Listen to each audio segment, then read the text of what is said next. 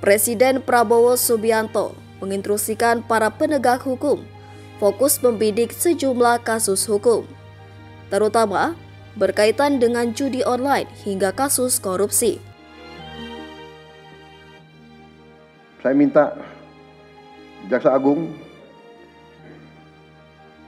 Kapolri, BPKP, Badan Intelijen Negara fokus ancaman yang berat bagi kita,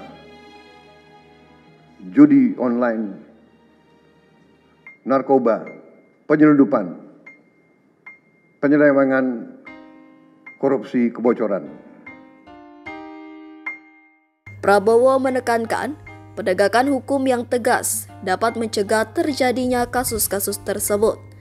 Para aparat penegak hukum diminta bekerja maksimal. Hanya dengan penegakan hukum yang tegas dan intelligence yang baik, bukti-bukti yang kuat, bisa kita segera mitigasi hal ini semua. Ketua Umum Dewan Pergerakan Advokat Republik Indonesia atau DPA RI, TM Lutfi Yazid, memberikan dukungan penuh kepada Presiden Prabowo Subianto atas komitmen tegasnya dalam memberantas korupsi. Pernyataan dukungan ini disampaikan Yazid menyusul penegasan Prabowo di hadapan pengusaha Amerika Serikat di Washington pada 11 November 2024 lalu, bahwa ia tidak akan mentolerir praktik korupsi di Indonesia.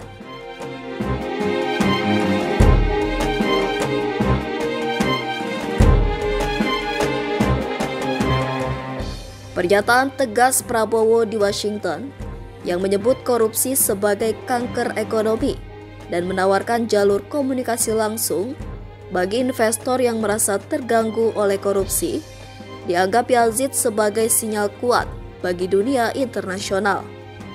Ia menekankan bahwa kegagalan Prabowo dalam menepati janji ini akan berdampak buruk pada kepercayaan investor global. Komitmen serupa juga telah disampaikan Prabowo sebelumnya, baik saat pelantikan maupun dalam sidang kabinet pertama.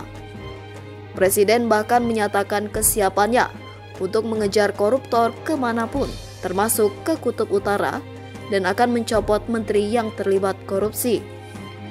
Yazid menilai pernyataan-pernyataan tersebut mencerminkan keseriusan pemerintah dalam memberantas korupsi meski tantangannya sangat besar.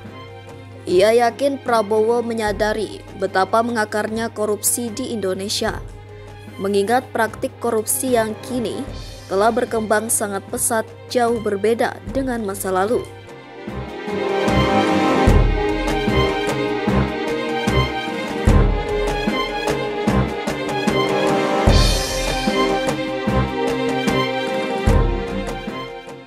Janji Prabowo yang disampaikan berulang kali ini, menurut Yazid, memberikan angin segar bagi rakyat Indonesia yang selama ini geram dengan maraknya korupsi.